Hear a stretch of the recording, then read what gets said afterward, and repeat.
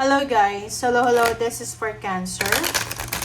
Welcome dito sa aking channel, Kapalaran 888 Cancer. Alamin natin kung anong messages, vibration, gabay, energy para sa inyong lahat. Okay, yung first card natin dito is letting go. Letting go.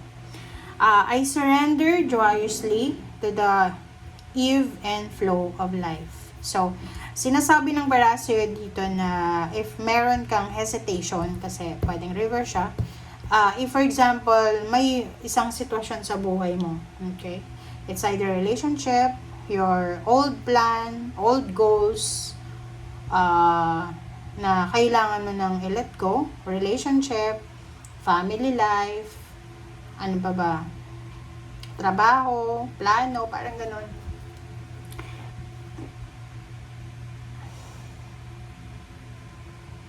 I-let go mo na daw. Okay? I-surrender mo na siya. You need to accept it. Acceptance kasi siya eh. Parang sinasabi ng barahan dito, water sign to eh, Pisces. Sinasabi ng barahan na you need to let go. You need to surrender willingly. Okay? To the flow of life.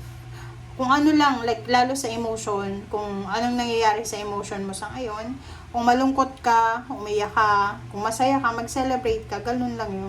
Just go with the flow. Yun yung sinasabi ng bara sa'yo. Ngayong linggong ito, wag kang against the flow. Just go with the flow, guys.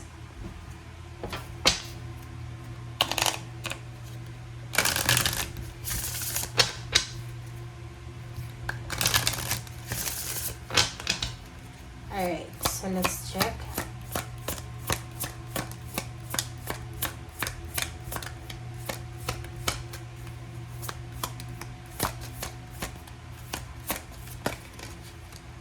Alright, Cancer. Fluorides and what's this? Moonstone. Okay.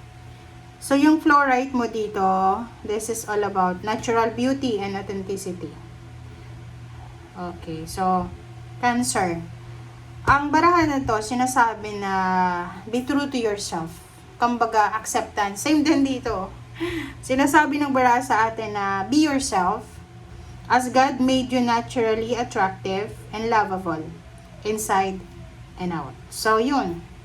Tanggapin mo daw. Ang ligong ito ay this is acceptance week para sa'yo. May kailangan kang tanggapin. Maging totoo ka. Tanggapin mo kung ano yung katotohanan.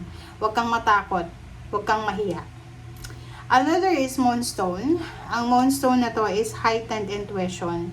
So, be extra aware of your inner knowingness as it's trustworthy. So, parang this is fear.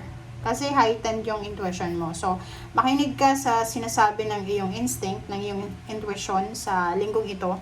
Kasi, possible na may mga mangyayari sa paligid mo na hindi mo maiintindihan. Okay? Kaya nga, kailangan natin dito ng instinct. Baka medyo ma-overwhelm ka and hindi mo maintindihan, baka ma-stress ka, ganyan, ganito.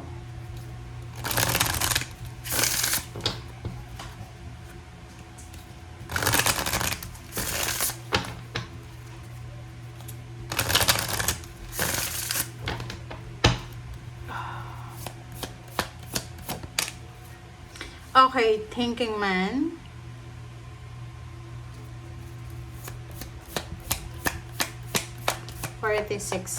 Isang lalaki na Cancer na posibleng siguro maraming beses ka nang nagko-contemplate. Procrastinating ka. Procrastinating, all tied up, parang gano'n. Halimbawa lang to ha. Halimbawa lang Cancer. Lalaki ka. May asawa ka ba? Or in a relationship ka. Siguro ilang beses ka nang nag-isip makipaghiwalay pero bumabalik ka pa rin. But the 4 plus 6 na to na 10, sinasabi na may isip mo ngayon na ito na talaga yung finalization na. Siguro dati, hindi ka makakilos. Kumbaga, you are restricted. You are controlled. You are restricted. Nakahang ka, nakatrap ka. Di ba? Parang ganun. So, ngayon, tapos na to. Okay, it's ending. Tapos na to. May iba sa inyo dyan na pwedeng, ang tagal mong tinago yung nararamdaman mo na pwedeng sabihin mo na, or ang tagal mong nagtiis na posibleng tatapusin mo na. Parang ganun lang yun. Dalawang bagay ang pwedeng mangyari dyan. Kumbaga release. Letting go talaga siya. Letting go. Kung ano yung nangyayari ngayon, sinasabi na just let go. Let go, let God, let it flow.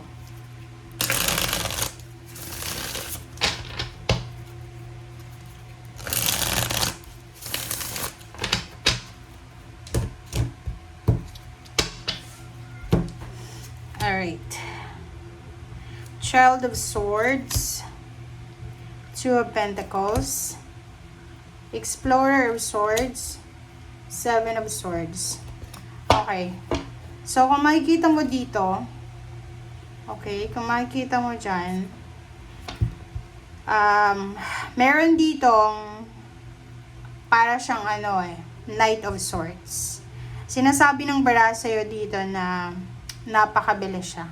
Parang umaarangkada siya eh. Isang napakabilis na balita, napakabilis na communication, letter, chat, call, chismis, na posibleng makakatulong sa'yo para mabalanse mo yung pera.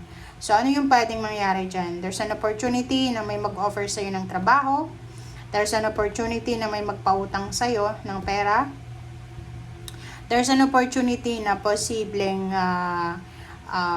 hindi ka obligahin na magbayad ng utang sa linggong ito, parang ganun. So, there's so much possibilities na posibleng magkakaroon ka ng financial balance or yung iba, magkakaroon ka ng pagkakataon para makapagtipid. Okay? Next naman is Explorer of Swords and Seven of Swords. So, dito naman, sinasabi ng bara sa'yo, mag-iingat ka. You need to be careful. Okay? Kasi this one is Page of Swords. Okay? Seven of Swords. So, mag-iingat ka. You need to be careful sa Gemini. You need to be careful if it's, like, ang nakikita kasi natin, pwedeng you're planning to travel. Pwedeng gusto mo mag-travel sa dalawang lugar. Dalawang bansa, dalawang lugar. Kumbaga, ang dami-dami mong options. Gusto mong lumipat ng company. Gusto mong lumipat ng tirahan. Sinasabi ng baraha, mag-iingat tayo dito, Cancer, sa mga pabago-bagong desisyon mo. Okay? Lalo na sa mga choices and options. Make sure daw na yung choices and options mo ay kumbaga concrete siya. Concise and concrete, compact. Yung halimbawa kung ano yung maiisip mo ngayon, pag-isipan mo siya ng mabuti, i-analyze, and then decide. Hindi yung ang dami-dami mong choices and option, kahit isa, wala kang gagawin. Alright? Okay, the Hermit and Two of Swords. Wow. Diba? This is a confirmation dito, Sabi ng bara sa'yo dito, Cancer, na if hindi ka sigurado, like feeling mo confused ka, punong-puno ka ng confusion hindi mo alam kung anong gagawin mo, left and right, ang daming offers dito, relationship, naguguluhan ako, ano ba yung kailangan kong gawin, naguguluhan na ako, may kailangan akong ayusin na papeles, ano ba ang uunahin ko dito, may kailangan akong ayusin sa bahay, maraming sira sa bahay, alin ba din uunahin ko, kailangan ko humingi ng tulong, sino ba yung pupuntahan ko, so parang ganun yung energy mo dito. So sinasabi ng Hermit sa'yo, na kailangan mong pag-isipang mabuti. Kailangan mong hanapin yung liwanag. Okay? Siguro pagod ka, or siguro meron kang mga health issues, or meron kang mga emotional problems, na kailangan mo munang i-settle yan bago ka gumawa ng desisyon. Kasi parang may mga obstacles sa mga decision making mo. Okay, Four of Wands and the Magician. Sinasabi ng bara sa'yo dito na by the end of the week, Saturday, Sunday siguro siya, isang unexpected na family events, isang unexpected na message from your family, isang unexpected na collaboration, cooperation, partnership, ang posibleng mangyari sa'yo, you and your husband or wife, or your sister, or your brother, or kung sino man siya. So, maraming mangyayari Sabado at Linggo, unexpected siya, na pwedeng magdala sa'yo ng stability, balance, security, lalo na sa loob ng pamilya. Okay? Thank you guys. Bye!